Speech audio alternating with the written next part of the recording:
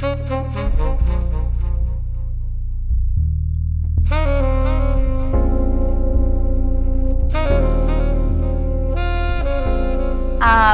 met through a friend and she introduced me to him one day when he just got home from work and he was covered in dirt because he works in the roofs, and I was like just come from the beach with makeup everywhere.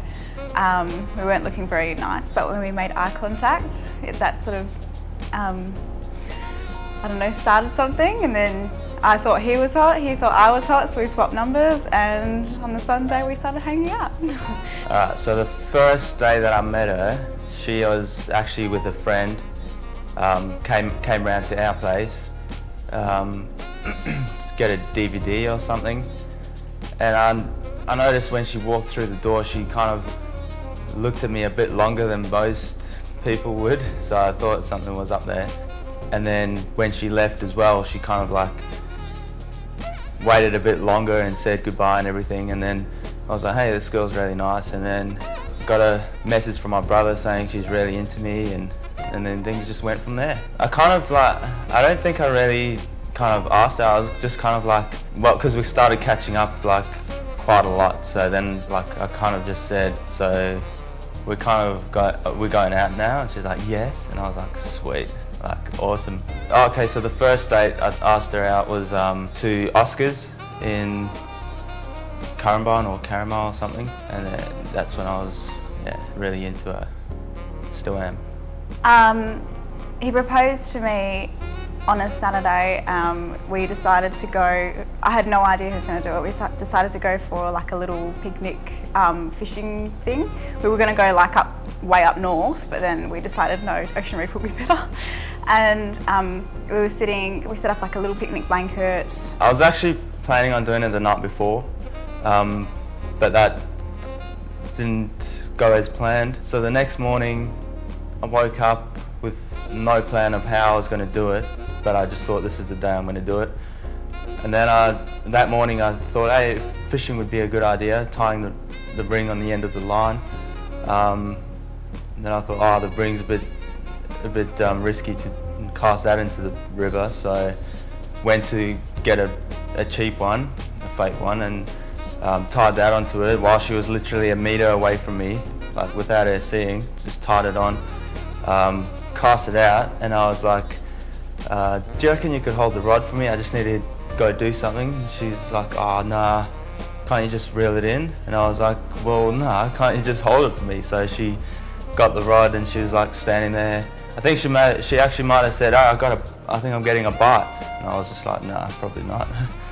I was sitting there with like eating and stuff like that, and then he was setting up his fishing rod, and without me knowing about it, he actually tied a dummy ring onto the end of it, and he cast it out, and I was just sitting there reading, and he said to me, Adele, come and hold the fishing rod for me.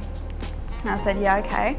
So I went and held it for him, and he went up to the car and came back, and then he said, there's no bait left on there, you can pull it in. And so I reeled it back in again, and I saw a little thing on the end of it, and I was like, why is he trying to catch fish with this? Then after a while she's like, I think there's no bait left on the hook, so I was like, well, reel it in and put some more on. So she reels it in and then lets it drop on the floor. She sees there's no hook on there. And so we went back in, I went back into the shore, and I was like, I don't know how to actually put bait on this, there's no way. And then he was like, what's on the end? And I was like, oh. She just sees a ring, but like, and I'm standing next to her with the actual ring in my pocket waiting for a response, but I'm not getting one. She's just like standing there just staring at the ring on the ground. I'm like, okay, you're gonna say something? And then I was just like, nah. Pulled it out. I was like, you don't want a ring like that, and popped it out. Little speech, drop knee, bam. And he was like, it's a ring, isn't it? And then he said, well, you don't want a ring like that. And then he proposed and got down one knee, and yeah, it was nice. And I screamed and couldn't believe it and said yes.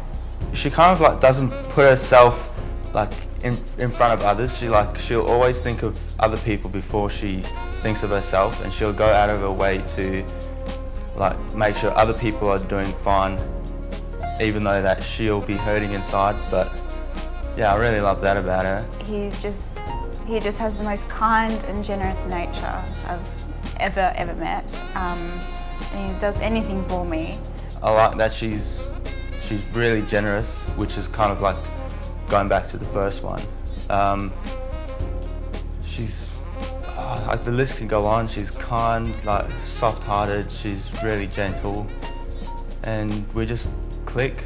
We just fit. Like, she's my missing puzzle piece. He brings me coffee every morning. He's very clean and tidy, and we just work.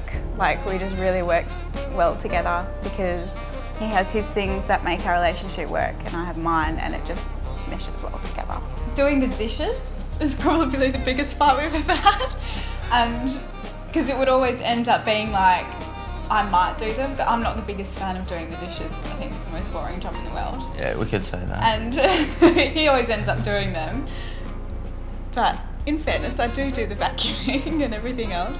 But he actually finds a lot of amusement when he scares me. So it happens all the time that he'll jump out of somewhere and terrify me. But only because, yeah. And then he'll always set up a camera and video it as well, so that afterwards he can show me how embarrassing it is that he's scared. The thing is though, I don't even put much effort into it. I just like, kind of like sneak out the corner, rah, and then she's like, screams like, I was like, wow. I remember also like embarrassing moments when we first met, and we were like catching up. We actually lived only down the road from each other, it was walking distance, and there was this park. We just used to like hang out at the park all the time and play soccer or just chill. And this one day I decided I would try out one of the kids things there, like this little swinging thing that's on the floor, you know, those frogs that you get. And I got into it, and then I realised I couldn't get out of it, and I kind of like flipped out onto my head on the floor, and it was so embarrassing. I was like, I'm trying to impress this guy. There was actually this one time that we took her car forward driving, and she managed to get it stuck in this. You managed to get I can't remember if it was you got it stuck or I got it stuck, but one of us got it stuck. And so it was probably me. I got it stuck, and then I was trying to get it out for ages, like couldn't get it out. I might have loosened it up a bit, and then she was like, do you want me to try? So I was like, go ahead, you can try, you're not going to get it out. First go, no. She gets it out. I was like, yep, I must have loosened the sand up a bit for you. But so 5 years time, I'll be turning 27. Well, hopefully by then I'll have my own business. We'll like have a couple of kids, probably 2 or something, I don't know. Yeah, like just got a bit of travelling out of the way, like starting to settle down, start a family, yeah, get a house.